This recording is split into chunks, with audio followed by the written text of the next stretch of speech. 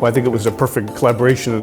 This particular project was a very passionate project for us because Volvo Penta brings to bear really the skill set and the technology necessary. And so the partnership is really important because we come from different perspectives. We put a lot of emphasis on the easiness to use of this system. What we really aim is to get more people out on the sea to experience boating. The hybrid system also allows the boaters to be closer to nature, to experience the nature in silence. The people who go boating, they have a love of the sea, they have a love of nature. And so to be able to interact with nature in a way that is much more silent, to approach an island with birds and so forth, it's a very different thing than zipping by it at 30 knots with the engines roaring. What's important here, I think, is that we at Volvo Penta, we developed the complete system and we have control over the complete system, both the combustion part and the electric parts of the system. This means that we can create a really good, seamless experience for the boat users. It's really fast acceleration, and for some people that's really fun. Personally, I like to drive slowly much more, enjoy the electric experience and take advantage of the quiet docking and just hear the water splashing.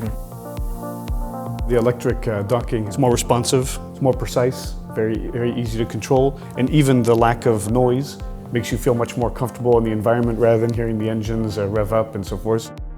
We need to make sure that the systems are completely safe, in salt water, for all use, for all weather, for all temperatures. So one of the things that we're very focused on in this project is the safety for the user, not only in the maintenance of the system, but the use of the system.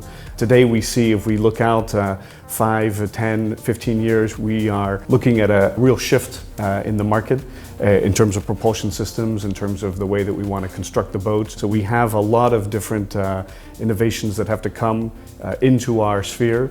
We need to go step by step, and we are acting to be in the first approach. We have different scope to really fit the user experience. We are just part of this development, of this change. And this is why we are speaking about a transition period. The turn is there and the change is happening, but I think this should be a stepwise approach.